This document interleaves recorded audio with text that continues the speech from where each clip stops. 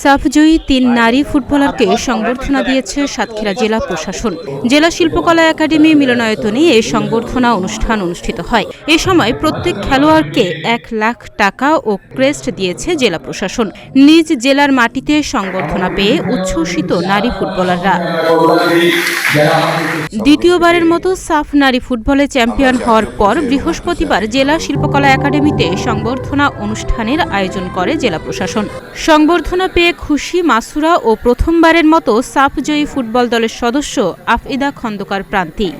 সেটা যদি হয় আমার নিজের ডিস্ট্রিক্টে, তো আসলে এটা আসলে অনেক বড় একটা পাওয়া, এবং এটা থেকে আমি যেমন সামনে এগিয়ে আমারও মন চাইবে যে না আমি এর থেকে আরেকটু ভালো করি, হয়তো বা নেক্সট টাইম আবার এরকম আপনাদের ভালোবাসা পাবো, কিংবা এভাবে আসলে সব কিছু হবে। তো আমার মনে হয় যে আমি যেভাবে আমার দেশটাকে আমার যে কাজটা যে ডিফেন্ডিং, আমি যেভাবে ডিফেন্ডিং করছি এবং প্রান্তি ছিল, তো সেভাবেই আমরা বাংলাদেশটাকে আগলে রাখার চেষ্টা করবো।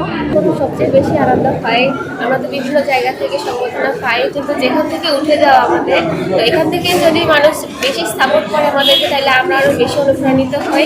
আমাদের দেখে যারা আগ্রহী হয় তারাও অনুপ্রাণিত হয় যে তারাও ভালো কিছু করতে পারলে আমাদের মতো জায়গা আসতে পারলে তারাও এরকম সংবর্ধনা পাবে। নতুন মেয়েদের ক্রীড়া অঙ্গনে নিয়ে আসার প্রচেষ্টা না থাকায় সংবর্ধনা সভায় ক্ষোভ প্রকাশ করলেন জাতীয় দলের ক্যাপ্টেন সাবিনা খাতুন।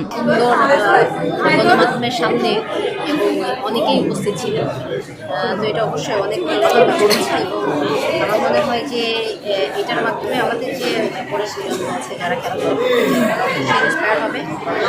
পাশাপাশি অনেক মেয়েরা উপস্থিত ছিল, আমার মনে হয় এটা তাদের জন্য একটা ইম্প্যাক্ট, যে মেয়েদের তাদের নিজেদের একটা জায়গায় বের করা, সেটা হোক বা ক্রিকেট, ফুটবল, খেলাধুলা, মনে হচ্ছে তাদেরকে উৎসাহিত। সাতক্ষীরার নারী খেলোয়াড়দের সর্বাত্মক সহযোগিতার আশ্বাস দেন পুলিশ সুপার। সাফজয়ী ৩ নারী ফুটবলারকে সংবর্ধনা দিতে পেরে জেলা প্রশাসন গর্বিত বলে জানান জেলা প্রশাসক। এখানে অসংখ্য জাতীয় এবং আন্তর্জাতিক পর্যায়ের খেলোয়াড় আছেন, এখানে আমাদের পুরুষ এবং মহিলা দুইটাই তারা অগ্রগামী আছেন।